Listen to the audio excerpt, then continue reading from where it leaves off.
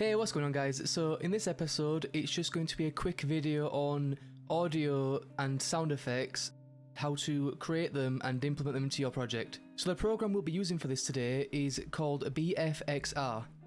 And so you can access this here at bfxr.net. And this is a great little free program, so just select whichever operating system you want. So once you've downloaded this program, you'll have something that looks like this. So once you've launched it, we have the reason why this program's so great is that it has lots of features out of the box. Now, it is specifically designed for adding sound effects to your video games. So as you can see on the left, we have pickup, coins, lasers, explosions, all the different things that you would need for your video game.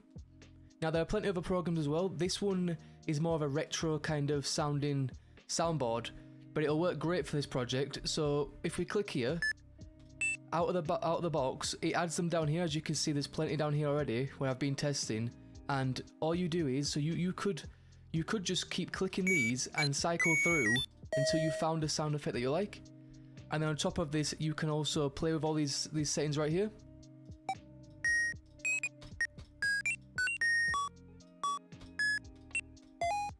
So as you can see there, that one sounds not bad. And then what you can do is you can change all the different things. So we could change the frequency if we wanted to make it a bit more. So as you can see, so I like the sound of that. So play around with this. For this, I'm going to make this a quick tutorial, so I'm not going to go through everything in here right now.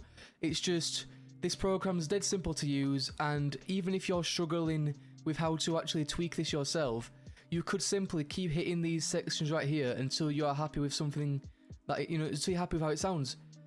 Once you've done that, select the thing that you want to export, and you can just click Export WAV. We can export this to our desktop, and we can give it a name. So I'll call this one Pickup. Actually, no, we'll call this one Sound. I mean Coin. We'll call this one Coin. We'll use this for that. And then just like that, we have the coin sound effect on our system. Now, I could also download a couple more. So I'm just going to use, now these aren't going to sound, I'm not going to, you know, spend too much time tweaking these, but so we've got a hurt one here. We'll export this and we'll just call this hurt. And this is just, again, just to give you a good example of how to do this. So we've got two sound files now. I'm going to close the program, and now let's go to construct. Alright guys, so once we're in construct, we want to head over to the right. We're going to scroll down, and as you can see here, we have a folder called sounds. Now, dead simple, what we can do, so you could right click and we can import sounds, or you could drag them in. So we're going to right click, import sounds. And as you can see, it says right here, drag and drop files. So we can just take these files and drag them in, like this, and we'll click import. As you can see, we now have our sound files right here, ready to go. Next, all we need to do is we need to right click, we need to insert a new object, and we need to search audio. So that's just an object that's now going to allow us to reference audio in the event sheet. We're going to head over to the event sheet, and in pickups where we have our collision with coin, we're going to add an action, audio, and we're going to hit play, coin.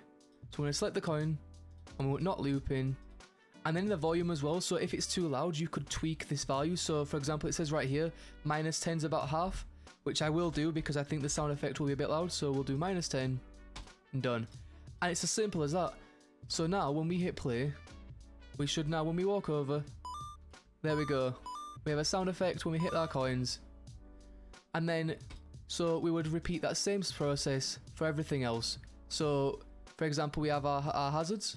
We have the spike. We can, so what I will do actually is we can just copy our play coin and we can paste this in here. And instead of coin, we'll just play hurt. Keep everything the same. And there we go. We have our coin sound, and we have our damage sound. So there we go guys, a real quick one. That's just how you create and implement sound effects in your project. I hope you enjoyed. Take care.